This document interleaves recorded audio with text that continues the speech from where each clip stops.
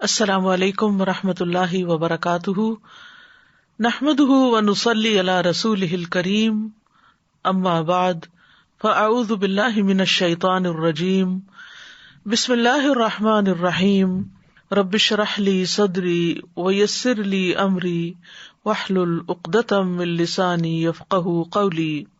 ووضع الكتاب فترى المجرمين مشفقين مما فيه ويقولون يا ويلتنا ما لهذا الكتاب لا يغادر صغيرة ولا كبيرة إلا أحصاها ووجدوا ما عملوا حاضرا ولا يظلم ربك أحدا۔ ووضع الكتاب فترى المجرمين مشفقين مما فيه ويقولون يا ويلتنا ما لهذا الكتاب لا يغادر صغيرة ولا كبيرة إلا أحصاها ووجدوا ما عملوا حاضرا ولا يظلم ربك أحدا۔ اور کتاب رکھ دی جائے گی، پس آپ مجرموں کو دیکھیں گے کہ اس سے ڈرنے والے ہوں گے جو اس میں ہوگا، اور کہیں گے ہائے ہماری بربادی، اس کتاب کو کیا ہے، نہ کوئی چھوٹی بات چھوڑتی ہے اور نہ بڑی، مگر اس نے ضبط کر رکھا ہے، اور انہوں نے جو کچھ کیا اسے موجود پائیں گے، اور آپ کا رب کسی پر ظلم نہیں کرتا۔ اس دنیا میں انسان مختلف قسم کے کام کرتا ہے، کچھ اپنی بنیادی ضروریات پوری کرتا ہے، کچھ زندگی کے مقاصد کو پورا کرتا ہے، کچھ چھوٹے کام ہوتے ہیں، کچھ بڑے کام ہوتے ہیں۔ روزمرہ زندگی میں انسان کھاتا پیتا ہے، گھر بناتا ہے، شادی کرتا ہے، مال کمانے کے مختلف طریقے اختیار کرتا ہے۔ اسی طرح دین کے معاملے میں جو چاہتا ہے اختیار کرتا ہے، جو چاہتا ہے چھوڑ دیتا ہے یا رد کر دیتا ہے۔ پھر اپنی سوچ کے معاملے میں اپنے خیالات کے بارے میں جو چاہتا ہے سوچتا ہے، جو چاہتا ہے بولتا ہے، اور یہ بھول جاتا ہے کہ جو کچھ وہ اس دنیا میں کر رہا ہے اس کا ریکارڈ بھی تیار ہو رہا ہے، وہ سب کچھ لکھا بھی جا رہا ہے۔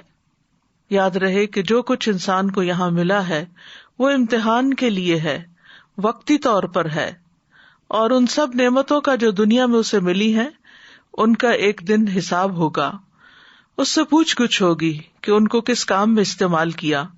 اس وقت انسان کو شدت سے احساس ہوگا کہ یا لیتنی قدمت لحیاتی، اے کاش کہ میں نے اپنی زندگی کے لیے کچھ آگے بھیجا ہوتا، کیونکہ زندگی تو اب شروع ہوئی ہے۔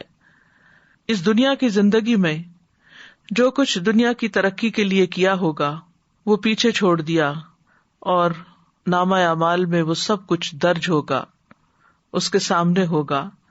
انسان بے قرار ہو کر پکار اٹھے گا، یہ کیسی کتاب ہے جس نے نہ کوئی چھوٹی بات چھوڑی نہ کوئی بڑی، مگر اسے شمار کر رکھا ہے۔ تو آئیے دیکھتے ہیں کہ یہ کیسی کتاب ہے۔ یہ کتاب زندگی ہے جسے نامہ اعمال کہا جاتا ہے۔ تو ہمارا آج کا موضوع ہے کہ نامہ اعمال کیا ہے۔ ارشاد باری تعالیٰ ہے ووضع الکتاب، اور کتاب رکھ دی جائے گی۔ کون سی کتاب؟ کتاب زندگی، یعنی دنیا کی زندگی میں انسان نے جو کچھ بھی کیا ہوگا اس کا نامہ اعمال جو بھی فرشتوں نے تیار کیا ہوگا انسان کے دائیں یا بائیں ہاتھ میں رکھ دیا جائے گا، دے دیا جائے گا۔ فَتَرَى الْمُجْرِمِينَ مُشْفِقِينَ، تو آپ مجرموں کو دیکھیں گے کہ ڈر رہے ہوں گے، یعنی نافرمان سرکش لوگ اس کو ڈرتے ہوئے دیکھیں گے، کیونکہ انہیں معلوم ہو جائے گا، وہ اپنے جرائم دیکھ لیں گے جو انہوں نے آگے بھیجے ہوں گے۔ وَيَقُولُونَ يَا وَيْلَتَنَا مَا لِهَذَا الْكِتَابِ، اور وہ کہیں گے ہائے بربادی ہماری، ہائے افسوس ہم پر، کیا ہو گیا ہے اس کتاب کو؟ یعنی جب اس کا معائنہ کریں گے تو بول اٹھیں گے ہائے ہماری ہلاکت، اس کتاب کو کیا ہے؟ لا يغادر صغیرۃ ولا کبیرۃ الا احصاها، کہ ہماری کوئی چھوٹی بڑی چیز، کوئی بھی کام ہمارا اس نے نہیں چھوڑا، سب کا سب یہاں درج ہے۔ ووجدوا ما عملوا حاضرا، اور دنیا میں جو کچھ انہوں نے عمل کیے ہوں گے وہ سب وہاں موجود پائیں گے۔ ولا یظلم ربک احدا، اور تیرا رب کسی پر بھی ظلم نہیں کرے گا. یعنی فرشتوں نے بندوں کا نامہ اعمال جو لکھا ہوگا وہی دیا جائے گا بندوں کو، کچھ کے دائیں ہاتھ میں کچھ کے بائیں ہاتھ میں، اور جزا بھی اسی کے مطابق دی جائے گی. عمر رضی اللہ عنہ نے ابی بن کعب سے کہا، ہمیں آخرت کے بارے میں کوئی حدیث سنائیں. قیامت کے دن لوح محفوظ اٹھا لی جائے گی اور مخلوق میں سے ہر ایک اپنے عمل کی طرف دیکھ رہا ہوگا. پھر وہ صحیفے لائے جائیں گے جن میں بندوں کے اعمال ہوں گے، اور وہ عرش کے گرد بکھر جائیں گے. اور اسی کے بارے میں فرمایا وَوُضِعَ الْكِتَابُ فَتَرَى الْمُجْرِمِينَ. تو بات یہ ہے کہ انسان کو اپنا نامہ اعمال دیکھنا ہوگا، اور دیکھ کر وہ اپنے آپ کو ہی کوسے گا، اپنے خبیث اعمال کو دیکھ کر واویلا کرے گا اور پریشان ہوگا، اور پھر کتاب کے بارے میں کہے گا کہ اس کو کیا ہے. یاد رکھیے کہ ہمارے نامہ اعمال میں دو طرح کی چیزیں ہیں، دو طرح کے گناہ ہیں، ایک صغیرہ گناہ ہے اور ایک کبیرہ گناہ ہے. صغیرہ اور کبیرہ گناہوں سے مراد کیا ہے؟ ابن عباس اس کی مثال دیتے ہوئے کہتے ہیں کہ جیسے کبیرہ زور سے ہنسنا اور صغیرہ مسکرانا، یعنی یہی فرق ہے دونوں ہنسی کی قسمیں. یعنی یہ گناہ نہیں، ضروری نہیں کہ یہ گناہ ہو، لیکن ڈفرینشیٹ اس طرح کیا جا سکتا ہے کہ ایک ہی عمل بعض اوقات بہت سنگین ہوتا ہے اور بعض اوقات اس کا چھوٹا ورژن ہوتا ہے. سعید بن جبیر کہتے ہیں کہ صغیرہ سے مراد چھوٹے گناہ میں ملوث ہونا ہے، چھونا اور بوسو کنار کرنا، اور کبیرہ سے مراد زنا ہے. کبیرہ سے پہلے صغیرہ گناہوں کا ذکر ہے، ما لہذا الکتاب لا یغادر صغیرۃ ولا کبیرۃ. اور فضیل بن ایاز جو تھے وہ جب یہ آیت پڑھتے تھے تو کہتے تھے ہائے افسوس کہ لوگ اللہ کی بارگاہ میں کبیرہ گناہوں سے پہلے صغیرہ گناہوں کے بارے میں چیختے ہوئے شکایت کریں گے. اور پھر یہاں پر احصاھا کا لفظ استعمال ہوا ہے. احصا کا مطلب ہوتا ہے اس نے شمار کر رکھا ہوگا، احاطہ کر رکھا ہوگا. کس چیز کا؟ چاہے انسان کی زبان سے کوئی لفظ نکلے یا اس کے کوئی ایکشنز ہو. امام قرطبی اپنی تفسیر میں کہتے ہیں کہ انسان کی ہر چیز اس کے ذمے لکھ دی جاتی ہے، یہاں تک کہ بیماری میں اس کا ہائے ہائے کرنا بھی لکھا جاتا ہے، یا آہ جو کرتا ہے. امام احمد کے بارے میں کہا جاتا ہے کہ وہ اپنی بیماری میں ہائے ہائے کہہ رہے تھے تو طاؤس کی طرف سے ان کو یہ بات پہنچی. طاؤس نے کہا کہ فرشتہ ہر بات لکھ لیتا ہے، یہاں تک کہ بیماری میں کی جانے والی ہائے بھی لکھتا ہے. اس کے بعد امام احمد نے کبھی ہائے ہائے نہیں کی یہاں تک کہ فوت ہو گئے، اس کے بجائے اللہ کا ذکر کرتے ہوں گے. قتادہ کہتے ہیں کہ لوگوں کو نامہ اعمال سے یہ شکایت ہوگی کہ اس نے ہر چیز کو ریکارڈ کر دیا ہے. کوئی یہ نہیں کہے گا کہ ہم پر ظلم ہوا ہے، یہ کیوں لکھا گیا. اس پر ان کو اعتراض نہیں ہوگا کہ یہ کیوں لکھا گیا، ان کو پریشانی اس بات کی ہوگی کہ ہر ہی چیز لکھی گئی، سبھی کچھ لکھا گیا. اور پھر یہ ہے کہ وہ اپنے سامنے اس کو پائیں گے. تو کسی پر بھی ظلم نہ ہوگا، نہ نیک لوگوں پر ظلم ہوگا اور نہ گناہگاروں پر ظلم ہوگا. نہ نیک لوگوں کی اطاعت میں سے کوئی کمی کی جائے گی اور نہ گناہگاروں کے عذاب میں کچھ اضافہ کیا جائے گا، کیونکہ اللہ سبحانہ وتعالیٰ کسی پر بھی ظلم نہیں کرتا. ان اللہ لا یظلم مثقال ذرۃ وان تک حسنۃ یضاعفها ویؤت من لدنہ اجرا عظیما. بے شک اللہ ایک ذرے کے برابر بھی ظلم نہیں کرتا، اور اگر ایک نیکی ہوگی تو اسے دگنا کر دے گا اور اپنے پاس سے بہت بڑا اجر عطا کرے گا. سورۃ الانبیاء میں آتا ہے وَنَضَعُ الْمَوَازِينَ الْقِسْطَ لِيَوْمِ الْقِيَامَةِ فَلَا تُظْلَمُ نَفْسٌ شَيْئًا وَإِنْ كَانَ مِثْقَالَ حَبَّةٍ مِّنْ خَرْدَلٍ أَتَيْنَا بِهَا وَكَفَىٰ بِنَا حَاسِبِينَ. اور ہم قیامت کے دن ایسے ترازو رکھیں گے جو عین انصاف ہوں گے، پھر کسی شخص پر کچھ بھی ظلم نہ کیا جائے گا، اور اگر رائی کے ایک دانے کے برابر عمل ہوگا تو ہم اسے بھی لے آئیں گے، اور ہم حساب لینے والے کافی ہیں. عبداللہ بن انیس کہتے ہیں کہ انہوں نے نبی صلی اللہ علیہ وسلم کو فرماتے ہوئے سنا کہ اللہ قیامت کے دن بندوں کو اکٹھا کرے گا، یا یہ فرمایا کہ لوگوں کو برہنہ جسم بے ختنہ بے زر پر جمع فرمائے گا. وہ کہتے ہیں کہ ہم نے کہا کہ بہمن کا کیا معنی ہے، یعنی جو اس حدیث میں لفظ استعمال ہوا ہے. آپ نے فرمایا کہ ان کے پاس کچھ بھی نہ ہوگا، یعنی سوائے اعمال نامے کے اب ان کے پاس کوئی چیز نہیں ہوگی. پھر اللہ انہیں ایسی آواز میں پکارے گا کہ اس کو دور والا اس طرح سنے گا جیسے کہ قریب والا سن رہا ہو. فرمائے گا میں دیان. دیان کا معنی ہوتا ہے زبردست اور خیر و شر کا بدلہ لینے والا. میں دیان ہوں، میں بادشاہ ہوں. کسی جہنم والے کو حق نہیں کہ وہ جہنم میں داخل ہو اور اس کا کسی جنتی کے پاس حق ہو، یہاں تک کہ میں اسے اس سے بدلہ دلوا دوں.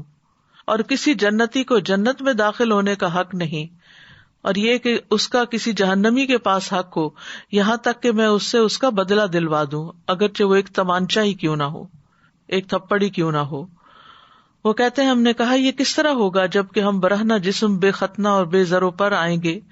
آپ نے فرمایا نیکیوں اور برائیوں کا معاملہ اور تبادلہ ہوگا، یعنی کسی سے اس کا مال نہیں لیا جائے گا کیونکہ مال تو ہوگا ہی نہیں، تو نیکیاں اعمال نامے ہی ایکسچینج ہو جائیں گے. جس کے اوپر کسی نے ظلم کیا ہوگا اس کی نیکیاں مظلوم کو مل جائیں گی. تو یہ نامہ اعمال دراصل ہے کیا؟ یہ وہ نامہ اعمال ہے جو فرشتے لکھتے ہیں بنی آدم کے تمام اعمال، خیر کے بھی اور شر کے بھی. ان نامہ اعمال کو تیار کرنے کے لیے فرشتے مقرر کیے گئے ہیں جن کو کرامن کاتبین کہا جاتا ہے. قرآن مجید میں آتا ہے سورۃ قاف میں وَلَقَدْ خَلَقْنَا الْإِنسَانَ وَنَعْلَمُ مَا تُوَسْوِسُ بِهِ نَفْسُهُ وَنَحْنُ أَقْرَبُ إِلَيْهِ مِنْ حَبْلِ الْوَرِيدِ إِذْ يَتَلَقَّى الْمُتَلَقِّيَانِ عَنِ الْيَمِينِ وَعَنِ الشِّمَالِ قَعِيدٌ مَا يَلْفِظُ مِنْ قَوْلٍ إِلَّا لَدَيْهِ رَقِيبٌ عَتِيدٌ. اور بلا شبہ یقیناً ہم نے انسان کو پیدا کیا اور جو کچھ اس کے دل میں وسوسہ گزرتا ہے اسے بھی ہم جانتے ہیں. یعنی صرف زبانی باتیں ہی نہیں بلکہ اندر کے خیالات بھی، نیتیں بھی. اور ہم اس کی رگے جان سے بھی زیادہ اس کے قریب ہیں. جب اس کے ہر قول و فعل کو دو لینے والے لیتے ہیں جو دائیں طرف اور بائیں طرف بیٹھے ہیں، وہ کوئی بات منہ سے نہیں نکالتا مگر اس کے پاس ایک تیار نگران ہوتا ہے. تو گویا زبان سے نکلنے والا ہر جملہ، ہر لفظ، ہر آہ، ہر ہائے، ہر چیز لکھی جاتی ہے. یعنی تیار نگران بیٹھا ہوتا ہے جو فوراً جھپٹ لیتا ہے، ہر کلام لکھ لیتا ہے خواہ وہ اچھا ہو یا برا ہو.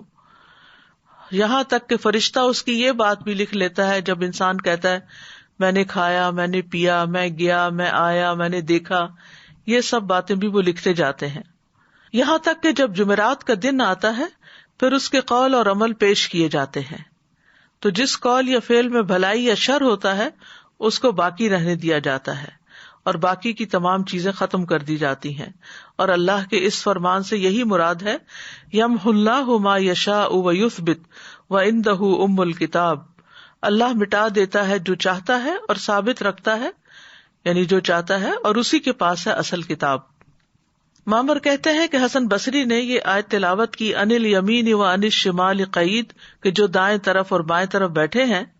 تو کہتے ہیں کہ اے ابن آدم، میں نے تمہارے لیے تمہارے صحیفے کو کھول دیا اور تمہارے ساتھ دو معزز فرشتے مقرر کیے گئے، ان میں سے ایک تمہارے دائیں طرف ہے اور ایک تمہارے بائیں طرف ہے. تو جو تمہارے دائیں طرف ہے وہ تمہاری نیکیوں کو ریکارڈ کرتا ہے اور جو بائیں طرف ہے برائیوں کو ریکارڈ کرتا ہے. بس جو چاہو عمل کرو، تھوڑا کرو یا زیادہ کرو، یہاں تک کہ جب تم مر جاؤ گے تو تمہارا نامہ اعمال لپیٹ دیا جائے گا، پھر وہ تمہاری گردن میں تمہارے ساتھ تمہاری قبر میں ڈال دیا جائے گا، یہاں تک کہ قیامت کے دن ایک ایسی کتاب کی صورت میں نکالا جائے گا جسے تم کھلا ہوا پاؤ گے اور کہا جائے گا اقرأ کتابک کفا بنفسک الیوم علیک حسیبا. اپنی کتاب پڑھ لو، آج تم خود اپنے آپ پر بطور محاسب خود ہی حساب لینے والے کافی ہو. اللہ کی قسم اس ہستی نے تمہارے ساتھ انصاف ہی کیا ہے کہ اس نے خود ہی تمہیں تمہارا محاسب بنا دیا. لکھنے والے فرشتوں کی صفات قرآن مجید میں بیان ہوئی ہیں. وَإِنَّ عَلَيْكُمْ لَحَافِظِينَ كِرَامًا كَاتِبِينَ يَعْلَمُونَ مَا تَفْعَلُونَ.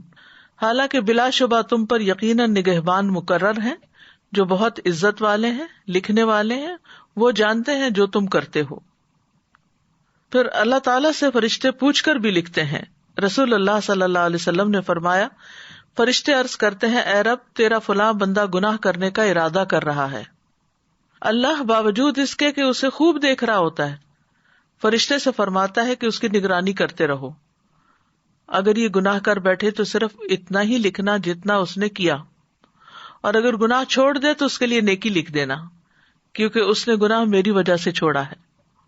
بائیں فرشتے کی ایک خاص ذمہ داری ہے۔ رسول اللہ صلی اللہ علیہ وسلم نے فرمایا، بے شک بائیں طرف والا فرشتہ 6 گھڑیاں مسلمان گناہگار بندے سے اپنا قلم اٹھائے رکھتا ہے، یعنی گناہ کرنے کے بعد بھی وہ 6 گھڑیاں قلم اٹھائے رکھتا ہے۔ پھر اگر وہ شرمندہ ہو اور اللہ سے اس گناہ سے استغفار کر لے تو وہ قلم رکھ دیتا ہے، لکھتا نہیں، ورنہ ایک گناہ لکھ دیتا ہے۔ اسی طرح جو لوگ سو رہے ہوں، نابالغ بچے، مجنون اور پاگل، جب تک کہ انہیں ہوش نہ آ جائے، ان سب سے بھی قلم اٹھا لیا گیا ہے۔ ان کے اعمال نامے نہیں لکھے جاتے کیونکہ ان کو تو کچھ سمجھ ہی نہیں۔ تو نامہ اعمال کس لیے لکھے جائیں گے؟ تاکہ وہ انسان پر گواہ بن سکیں۔ رسول اللہ صلی اللہ علیہ وسلم نے فرمایا، بے شک اللہ تعالیٰ فرماتے ہیں، اے میرے بندو، یہ تمہارے اعمال ہیں کہ جنہیں میں تمہارے لیے شمار کر رہا ہوں، پھر میں تمہیں ان کا پورا پورا بدلہ دوں گا۔ تو جو آدمی بہتر بدلہ پائے وہ اللہ کا شکر ادا کرے، اور جو بہتر بدلہ نہ پائے تو وہ اپنے ہی نفس کو ملامت کرے۔ یعنی خود انسان کے لیے یہ سب کچھ لکھوایا جا رہا ہے تاکہ کل کو انسان انکار نہ کر سکے کہ میں نے تو یہ کیا ہی نہیں تھا۔ ذرہ برابر خیر و شر بھی نامہ اعمال میں محفوظ کر لیا جاتا ہے۔ سورۃ الزلزلہ میں آتا ہے، فَمَن يَعْمَلْ مِثْقَالَ ذَرَّةٍ خَيْرًا يَرَهُ وَمَن يَعْمَلْ مِثْقَالَ ذَرَّةٍ شَرًّا يَرَهُ، جس نے ذرہ بھر نیکی کی ہوگی وہ اسے دیکھ لے گا، اور جس نے ذرہ بھر بدی کی ہوگی وہ بھی اسے دیکھ لے گا۔ نیکیاں اور گناہ دونوں لکھے جائیں گے۔ ابن عباس سے روایت ہے کہ رسول اللہ صلی اللہ علیہ وسلم اپنے رب تبارک و تعالیٰ سے روایت کرتے ہوئے فرماتے ہیں کہ بے شک اللہ نے نیکیاں اور برائیاں لکھی، پھر ان کو بیان فرمایا، پس جس نے کسی نیکی کا ارادہ کیا لیکن اس پر عمل نہ کر سکا، اللہ نے اس کے لیے اپنے پاس ایک مکمل نیکی کا بدلہ لکھا۔ اگر اس نے ارادے کے بعد عمل بھی کر لیا تو اللہ تعالیٰ نے اپنے پاس اس کے لیے 10 نیکیوں سے لے کر 700 تک، بلکہ اس سے بھی زیادہ لکھا۔ اور جس نے کسی برائی کا ارادہ کیا پھر اس پر عمل نہیں کیا تو اللہ نے اس کے لیے اپنے پاس ایک مکمل نیکی لکھی، اور اگر اس نے ارادے کے بعد اس پر عمل بھی کر لیا تو اللہ نے اس کے لیے صرف ایک برائی لکھی۔ اسی طرح بیماری یا سفر کی وجہ سے اگر کوئی شخص کوئی کام نہیں کر سکتا تو وہ اس کے لیے لکھ دیا جاتا ہے، یعنی اگر نہیں بھی کر پا رہا تو بھی جو صحت کی حالت میں اور گھر میں رہتے ہوئے وہ کرتا تھا، وہ سفر کی حالت میں بھی وہ سارے اعمال اس کے نامہ اعمال میں لکھے چلے جاتے ہیں۔ رسول اللہ صلی اللہ علیہ وسلم نے فرمایا، جب کوئی بندہ بیمار ہوتا ہے یا سفر میں جاتا ہے تو اس کے وہ تمام اعمال لکھ دیے جاتے ہیں جو وہ حالت قیام اور زمانہ تندرستی میں کیا کرتا تھا۔ رسول اللہ صلی اللہ علیہ وسلم نے یہ بھی فرمایا کہ جب مسلمان آدمی بیمار ہوتا ہے تو اللہ تعالیٰ اعمال لکھنے والے فرشتوں سے کہتے ہیں کہ یہ بندہ اپنی صحت مندی میں جو بہترین اعمال کرتا تھا ان کے مطابق اس کا اجر و ثواب لکھتے جاؤ، یہاں تک کہ میں اسے شفا عطا کر دوں۔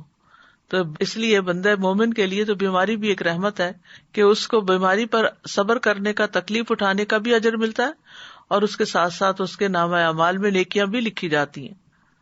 اسی طرح جو شخص اچھی نیت رکھتا ہے اور پھر کام نہیں کر سکتا تو اس کی نیت کی وجہ سے بھی اس کو اجر ملتا ہے۔ تہجد کے لیے اگر کوئی نیت کر کے سوئے لیکن اس کی آنکھ ہی نہیں کھلی اور وہ تہجد اس کے رہ گئے تو پھر بھی نہ اٹھ سکنے کے باوجود اس کی نیت کی بنا پر اس کو ثواب مل جاتا ہے، اور اس کی نیند اس کے رب کی طرف سے اس پر صدقہ ہوتی ہے۔ پھر اگر کوئی معقول عذر ہو، کوئی وجہ ہو، اور اس وجہ سے انسان نیک عمل نہ کر سکے تو اس پر بھی اجر لکھا جاتا ہے۔ جیسے سورۃ التوبہ میں آتا ہے، وَلَا يَطَعُونَ مَوْطِئًا يَغِيظُ الْكُفَّارَ وَلَا يَنَالُونَ مِنْ عَدُوٍّ نَيْلًا إِلَّا كُتِبَ لَهُمْ بِهِ عَمَلٌ صَالِحٌ إِنَّ اللَّهَ لَا يُضِيعُ أَجْرَ الْمُحْسِنِينَ۔ اور نہ کسی ایسی جگہ پر قدم رکھتے ہیں جو کافروں کو غصہ دلائے، اور نہ کسی دشمن سے کوئی کامیابی حاصل کرتے ہیں، مگر اس کے بدلے ان کے لیے ایک نیک عمل لکھ دیا جاتا ہے۔ یقیناً اللہ نیکی کرنے والوں کا اجر ضائع نہیں کرتا۔ یہ ان لوگوں کے بارے میں آیت اتری تھی جو جنگ تبوک سے پیچھے رہ گئے تھے کیونکہ ان کے پاس سواریاں نہیں تھی، وہ ساتھ نہیں جا سکتے تھے، تو ان کے بارے میں کہا گیا کہ جہاں جہاں بھی لشکر جا رہا ہے یہ ان کے ساتھ ہے، اور ان کے لیے بھی نیک عمل لکھا جا رہا ہے کیونکہ ان کا سچا ارادہ تھا جانے کا۔ اسی طرح مسجد کی طرف جانے والے قدم بھی لکھے جاتے ہیں۔ بنو سلمہ کے لوگ مدینہ کے کونے میں مسجد سے دور رہتے تھے.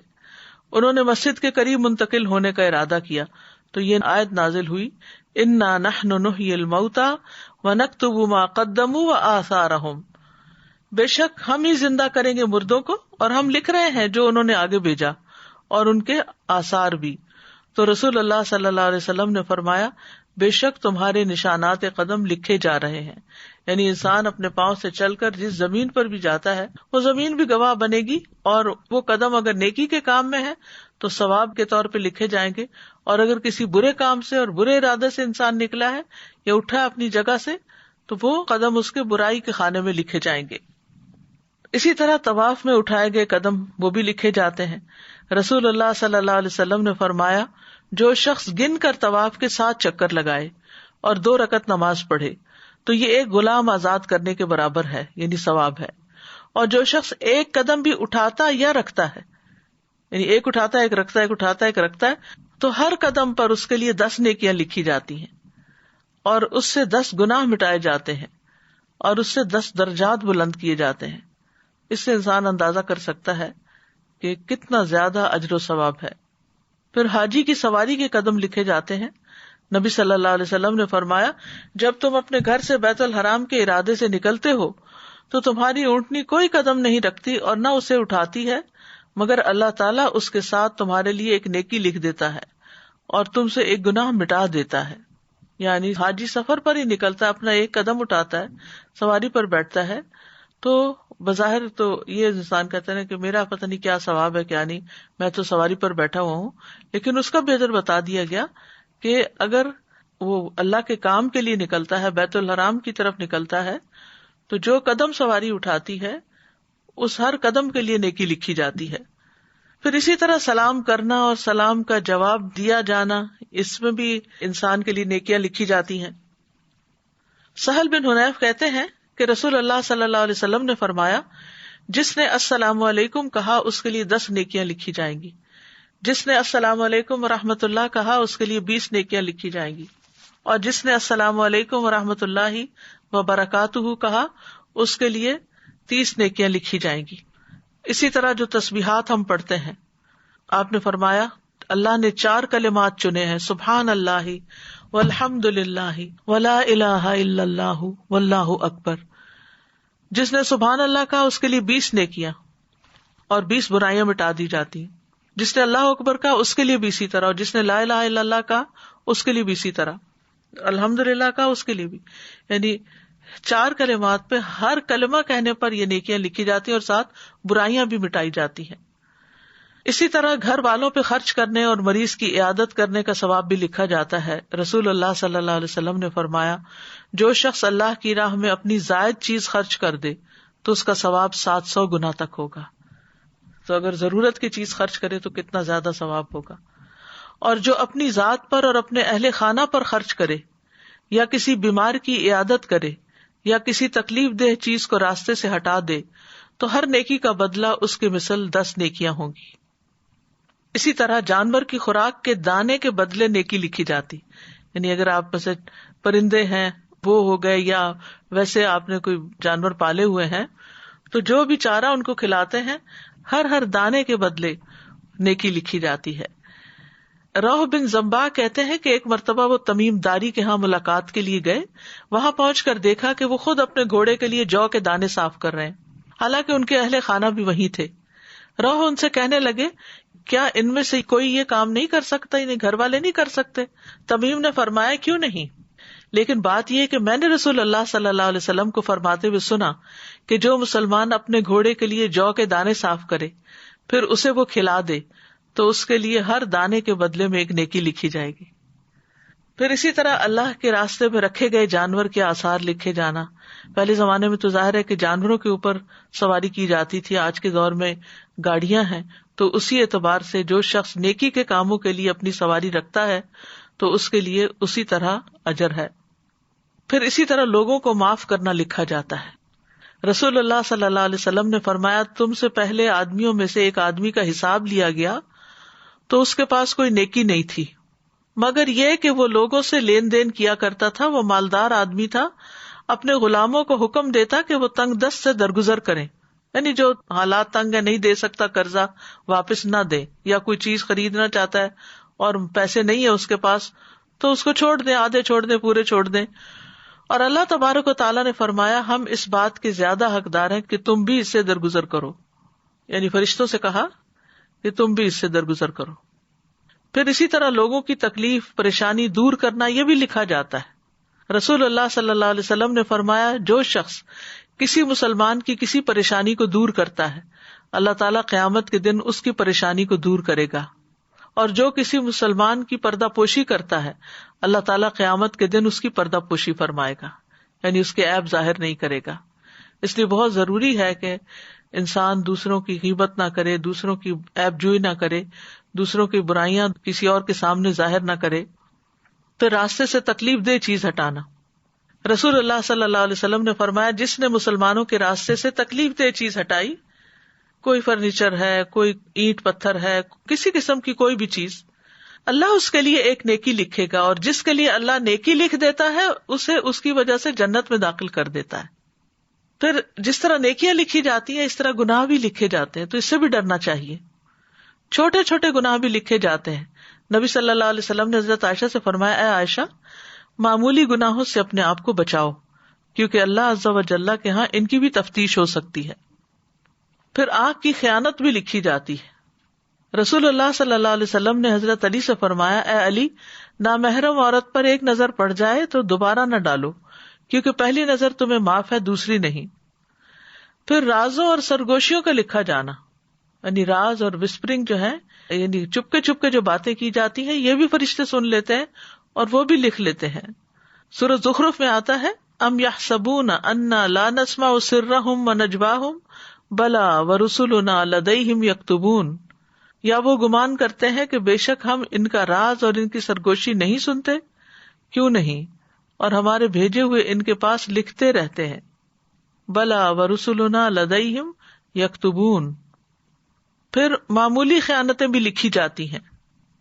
نبی صلی اللہ علیہ وسلم مال غنیمت میں سے ایک جانور کی پیشانی کے بال پکڑتے اور فرماتے اس میں سے میرا بھی وہی حصہ ہے جو تم میں سے کسی کا ہے سوائے خمس کے، اور وہ بھی تم پر ہی لوٹا دیا جاتا ہے، لہذا دھاگا اور سوئی یا اس سے بھی کم درجے کی چیز ہو تو واپس کر دو، اور خیانت سے بچو کیونکہ وہ قیامت کے دن خائن کے لیے باعث عار و ندامت ہوگی.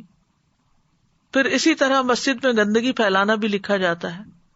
نبی صلی اللہ علیہ وسلم نے فرمایا میری امت کے اعمال مجھ پہ پیش کیے گئے، نہیں لکھے ہوئے، پیش کیے گئے، دکھائے گئے، تو میں نے ان کے برے اعمال میں سے مسجد میں تھوکنا اور اس کا دفن نہ کرنا پایا.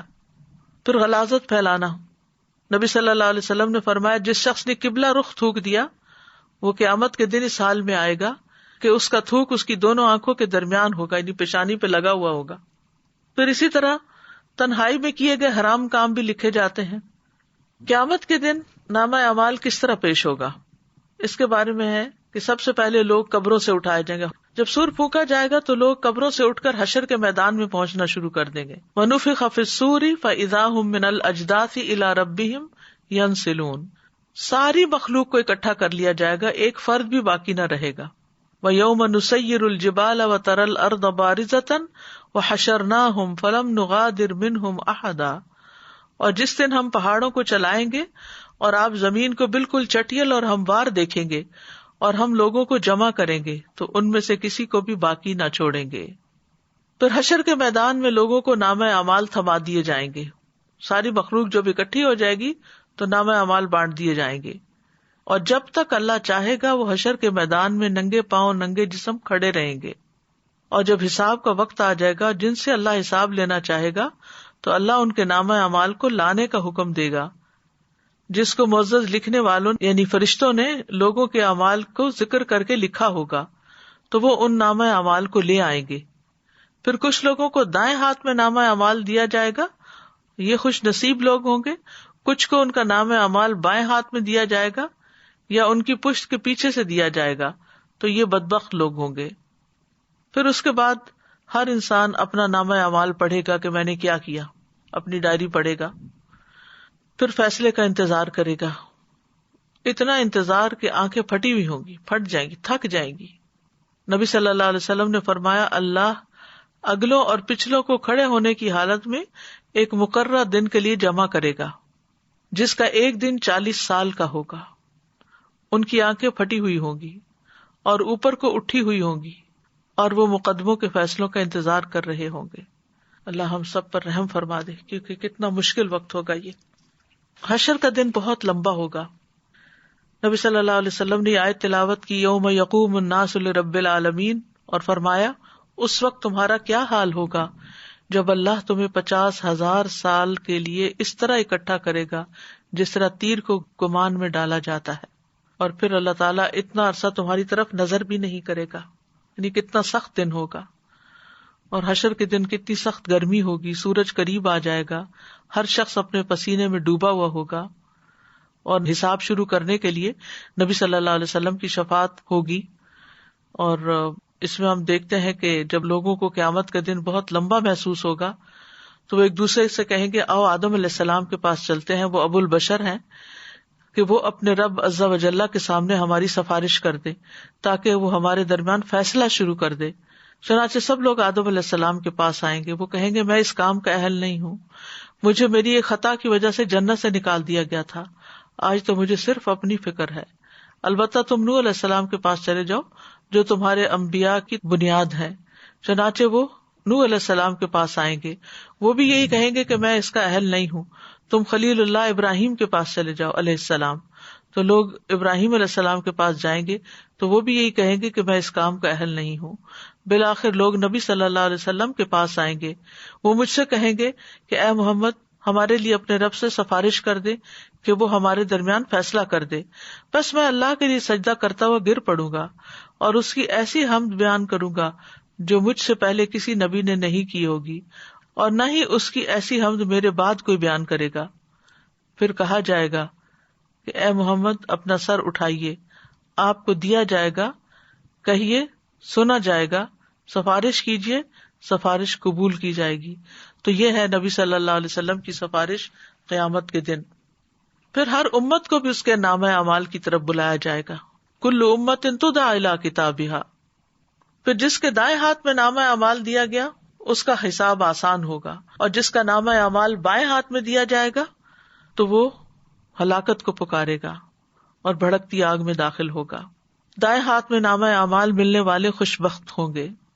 فَأَمَّا مَنْ أُوتِيَ كِتَابَهُ بِيَمِينِهِ فَيَقُولُ هَاؤُمُ اقْرَءُوا كِتَابِيَهْ إِنِّي ظَنَنْتُ أَنِّي مُلَاقٍ حِسَابِيَهْ فَهُوَ فِي عِيشَةٍ رَاضِيَةٍ. سو جسے اس کا نامہ اعمال اس کے دائیں ہاتھ میں دیا گیا تو وہ کہے گا کہ لو پکڑو میرا نامہ اعمال، یقیناً میں نے سمجھ لیا تھا، یعنی مجھے یقین تھا کہ بے شک میں اپنے حساب سے ملنے والا ہوں. بس وہ ایک خوشی والی زندگی میں ہوگا، ایک بلند جنت میں ہوگا. اور بائیں ہاتھ میں جن کو ملے گا وہ حسرتوں کا شکار ہوں گے. وہ کہے گا کاش مجھے میرا نامہ اعمال نہ دیا جاتا، اور کاش میں یہ نہ جانتا کہ میرا حساب کیا ہے. اے کاش وہ موت کام تمام کر دینے والی ہوتی، یعنی جو میں مر گیا تھا بس وہیں سے کام ختم ہو جاتا، میرا مال کسی کام نہ آیا، میری حکومت مجھ سے برباد ہو گئی. پھر اللہ تعالیٰ حق کے ساتھ فیصلے کریں گے. نامہ اعمال سامنے ہوگا، انبیاء گواہ ہوں گے. نامہ اعمال سامنے کھولا جائے گا. وَكُلَّ إِنسَانٍ أَلْزَمْنَاهُ طَائِرَهُ فِي عُنُقِهِ وَنُخْرِجُ لَهُ يَوْمَ الْقِيَامَةِ كِتَابًا يَلْقَاهُ مَنْشُورًا اقرأ كِتَابَكَ كَفَى بِنَفْسِكَ الْيَوْمَ عَلَيْكَ حَسِيبًا. اور ہم نے ہر انسان کا نصیب اس کی گردن میں لازم کر دیا ہے. قیامت کے دن ہم اس کے لیے ایک کتاب نکالیں گے جسے وہ کھلی ہوئی پائے گا. اپنی کتاب پڑھ، آج تو خود اپنے آپ پر بطور محاسب کافی ہے. یعنی ہر انسان اپنا حساب خود کر لے گا کہ وہ کیا ڈیزرو کرتا ہے. تمام اعمال سامنے حاضر کر دیے جائیں گے. یوم تجد کل نفس ما عملت من خیر محضرا وما عملت من سوء. جس دن ہر شخص حاضر کیا ہوا پائے گا جو اس نے نیکی میں سے کیا اور جو بھی اس نے برائی میں سے کیا، اور چاہے گا کاش اس کے اور برائی کے درمیان دور کا فاصلہ ہوتا. انسان کو اس کے اگلے پچھلے تمام اعمال بتا دیے جائیں گے. یُنَبَّأُ الْإِنسَانُ يَوْمَئِذٍ بِمَا قَدَّمَ وَأَخَّرَ. انسان اپنی کتاب پڑھے گا، پوشیدہ باتیں ظاہر ہوں گی. یَوْمَئِذٍ تُعْرَضُونَ لَا تَخْفَىٰ مِنْکُمْ خَافِیَةٌ. سینوں کے بھید کھل جائیں گے. وَحُصِّلَ مَا فِی الصُّدُورِ ان ربہم بہم یومئذ لخبیر. ہر شخص اکیلا اللہ سبحانہ تعالیٰ کے سامنے پیش ہوگا. نامہ اعمال کی جانچ پڑتال ہوگی، منہ پہ مہر لگ جائے گی، اعضاء گواہی دیں گے، اور سب سے پہلے جو چیز انسان کی بولے گی وہ اس کی ران اور ہتھیلی ہوگی. نیتوں سے حساب کا آغاز ہوگا. قیامت کے دن سب سے پہلے جس کے خلاف فیصلہ کیا جائے گا وہ شہید ہوگا. اس کو نعمتیں یاد کرائی جائیں گی، پوچھا جائے گا نعمتوں کو پا کر کیا کیا. وہ کہے گا میں نے تیرے راستے میں لڑائی کی، یہاں تک کہ مجھے شہید کر دیا گیا. اللہ تعالیٰ فرمائے گا تو نے جھوٹ بولا، تم اس لیے لڑے تھے کہ تمہیں بہادر کہا جائے، سو کہہ دیا گیا. یعنی سب سے پہلے حساب ان سے شروع ہوگا. پھر اس کے بارے میں حکم دیا جائے گا کہ اس کو منہ کے بل گھسیٹا جائے یہاں تک کہ آگ میں ڈال دیا جائے. اسی طرح جس شخص نے علم حاصل کیا اس کا بھی یہی حال ہوگا، اور جس نے مال خرچ کیا خوب اس کا بھی یہی حال ہوگا. حقوق اللہ میں سب سے پہلے نماز کا حساب ہوگا. پھر اسی طرح مومن کے گناہوں کو پیش کیا جائے گا اور وہ ڈر رہا ہوگا. اللہ سبحانہ تعالیٰ اسے اس کے گناہوں کا اقرار کروائے گا. پھر اللہ تعالیٰ فرمائے گا کیا تو پہچانتا ہے ان کو؟ وہ کہے گا اے رب میں پہچانتا ہوں. اللہ تعالیٰ فرمائے گا میں نے دنیا میں تیرے گناہوں پہ پردہ ڈالا اور آج کے دن تیرے گناہوں کو معاف کرتا ہوں. پھر اسے اس کی نیکیوں کا اعمال نامہ دے دیا جائے گا. کفار اور منافقین کی اعلانیہ تذلیل کی جائے گی. پکار کر بلایا جائے گا اور کہا جائے گا یہ ہیں وہ لوگ جنہوں نے اللہ پہ جھوٹ باندھا. اللہ سبحانہ تعالیٰ بہت باریک بینی سے حساب کریں گے. حقداروں کے حقوق کے لیے بار بار پیشی ہوگی. پھر اسی طرح ظلم کی وجہ سے قیامت کے دن نیکیاں مٹ جائیں گی. عبداللہ بن مسعود کہتے ہیں نبی صلی اللہ علیہ وسلم نے فرمایا بے شک شیطان سرزمین عرب پر بتوں کی عبادت سے مایوس ہو چکا ہے، لیکن وہ اس کے علاوہ تم سے معمولی برائیاں کروا کر راضی ہو جائے گا، اور وہ معمولی برائیاں قیامت کے دن ہلاک کر دینے والی ہوں گی. اپنی طاقت کے مطابق ظلم سے بچو، کیونکہ بندہ قیامت کے دن نیکیاں لے کر آئے گا اور وہ سمجھے گا کہ وہ نجات دلا دیں گی، اور دوسرا بندہ مسلسل کہہ رہا ہوگا اے رب تیرے اس بندے نے مجھ پہ ظلم کیا تھا، تو اللہ تعالیٰ فرمائے گا اس کی نیکیوں میں سے مٹا دو. اور اسی طرح ہوتا رہے گا یہاں تک کہ گناہوں کی وجہ سے اس کی ایک نیکی بھی باقی نہ رہے گی. تو اس سے اندازہ لگائیں کہ کتنا ضروری ہے ایک تقوی والی زندگی گزارنا، ایک محتاط زندگی گزارنا. قیامت کے دن ظالم سے مظلوم کو قصاص دلایا جائے گا. وہ شخص جس کے پاس ڈھیروں نیکیاں ہوں گی لیکن اس نے ساتھ دوسروں کو تکلیف دی ہوگی، کسی کو گالی دی ہوگی، کسی پہ تہمت لگائی ہوگی، کسی کا مال کھایا ہوگا، کسی کا خون بہایا ہوگا، کسی کو مارا ہوگا، تو ان سب لوگوں کو اس آدمی کی نیکیاں دے دی جائیں گی. اور اگر اس کی نیکیاں ان کے حقوق کی ادائیگی سے پہلے ہی ختم ہو گئیں تو ان لوگوں کے گناہ اس آدمی پر ڈال دیے جائیں گے. پھر اس آدمی کو آگ میں ڈال دیا جائے گا. پھر اسی طرح اعمال کو تولا جائے گا، یعنی پیش ہونے کے بعد پھر اعمال تولے جائیں گے. عبداللہ بن قیس کہتے ہیں لوگوں کو قیامت کے دن 3 مرتبہ پیش کیا جائے گا. پہلی 2 مرتبہ پیش ہونے میں بحث و مباحثہ ہوگا اور عذر پیش کیے جائیں گے، اور جہاں تک تیسری مرتبہ کا پیش ہونا ہے تو اس وقت لوگوں کے ہاتھوں میں نامہ اعمال پہنچ جائے گا. کچھ لوگ اپنا نامہ اعمال دائیں ہاتھ میں لیں گے اور کچھ بائیں ہاتھ میں لیں گے. انصاف کے ترازو رکھ دیے جائیں گے، کسی پر کوئی ظلم نہ کیا جائے گا. قیامت کے دن اتنے بڑے ترازو رکھے جائیں گے کہ ان میں آسمان اور زمین کا بھی وزن کیا جا سکے. ہر چھوٹی بڑی بات کا وزن کیا جائے گا. بندوں کو بھی تولا جائے گا. اللہ کے نیک بندوں کا وزن کہیں زیادہ ہوگا. ابن مسعود سے روایت ہے کہ ایک مرتبہ وہ پیلو کی مسواک چن رہے تھے. ان کی پنڈلیاں پتلی تھی، جب ہوا چلتی تو وہ لڑکھڑانے لگتے. لوگ یہ دیکھ کر ہنسنے لگے. تو آپ نے پوچھا تم کیوں ہنس رہے ہو؟ لوگوں نے کہا اللہ کے نبی ان کی پتلی پتلی پنڈلیاں دیکھ کر. آپ نے فرمایا اس ذات کی قسم جس کے ہاتھ میں میری جان ہے، یہ دونوں پنڈلیاں میزان میں احد پہاڑ سے بھی زیادہ بھاری ہیں. دنیا میں تو ہمیں وزن زیادہ ہونے کی پریشانی ہو جاتی ہے، لیکن وہاں وہ خوش قسمت ہوگا جس کا وزن نیکیوں کی وجہ سے، اچھے اعمال کی وجہ سے زیادہ ہوگا. جو لوگ اللہ کی آیات کا انکار کرتے ہیں، اس کی ملاقات کا انکار کرتے ہیں، انہیں ان کے نیک اعمال کا کوئی بدلہ نہیں ملے گا، ضائع ہو جائیں گے، کیونکہ ایسے لوگ ہمیشہ جہنم میں رہیں گے. پھر اسی طرح میزان میں بھاری اعمال کون سے ہیں؟ لا الہ الا اللہ. اگر آسمان و زمین اور ان کے درمیان موجود تمام چیزوں کو ترازو کے ایک پلڑے میں رکھ دیا جائے اور لا الہ الا اللہ کو دوسرے پلڑے میں، تو یہ دوسرا پلڑا جھک جائے گا.